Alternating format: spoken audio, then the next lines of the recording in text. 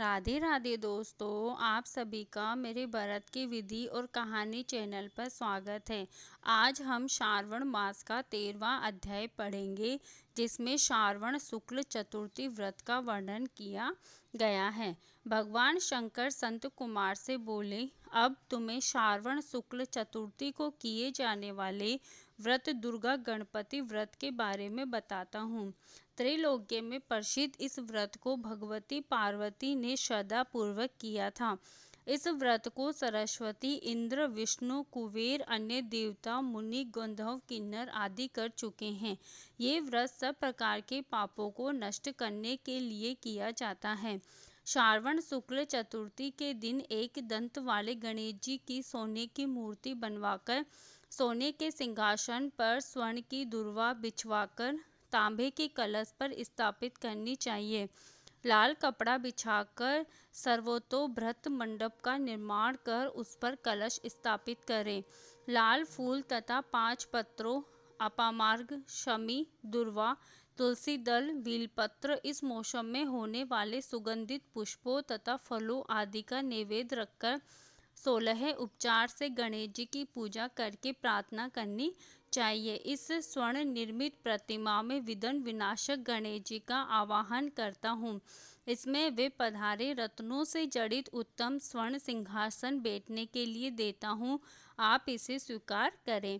हे पार्वती पुत्र, है विश्वव्यापिनी, है सनातन, मैं आपको प्रणाम करता हूँ।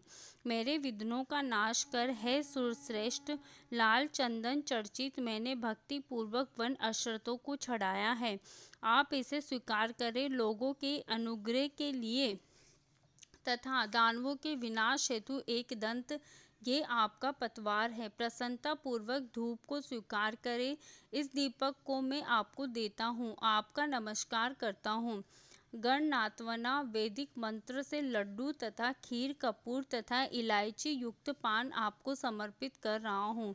हे गणेश्वर, हे गणाध्यक्ष, हे गजानन, हे गौरीपुत्र, मेरा व्रत आपके प्रसाद से परिपूर्ण हो।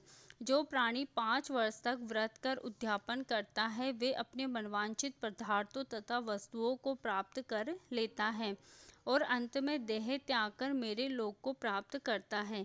यदि इस व्रत को कोई 3 वर्ष तक करे तो उसे सब सिद्धियां प्राप्त हो जाती हैं और अंत में मेरे लोक में जाता है। इस उत्तम व्रत को जो प्राणी उद्यापन के बिना करता है तो या विधि द्वारा व्रत करने पर भी उसका व्रत निष्फल हो जाता है। उद्यापन अवश्य करना चाहिए।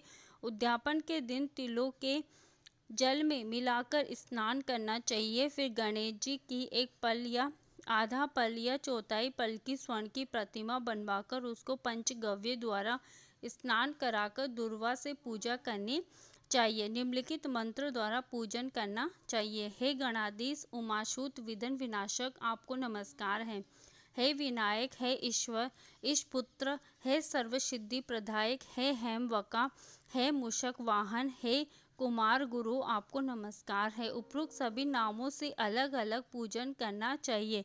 पहले दिन अधिवासन करना चाहिए। दूसरे दिन प्रातःकाल हवन करना चाहिए। गृह होम करे। दुर्वा तथा लड्डू से प्रदान होम करना चाहिए। धूप तथा लड्डू के प्रदान होम के बाद पूर्णाहुति करके आचार्य आदि ब्राह्मणों का भोजन कराना चाहिए। अपने सामर्थ्य के अनुसार अधिक दूध देने वाली गाय बछड़े सहित दान करनी चाहिए। ऐसा व्रत करने से मनुष्य अपनी सभी मनोकामनाओं को पूरा कर सकता है। मैं अपने प्रिय पुत्र के व्रत करने वालों को सभी सुख प्रदान करता हूँ, अंत में सद्गति प्रदान करता हूँ। बोलो शिवजी भगवान की जय।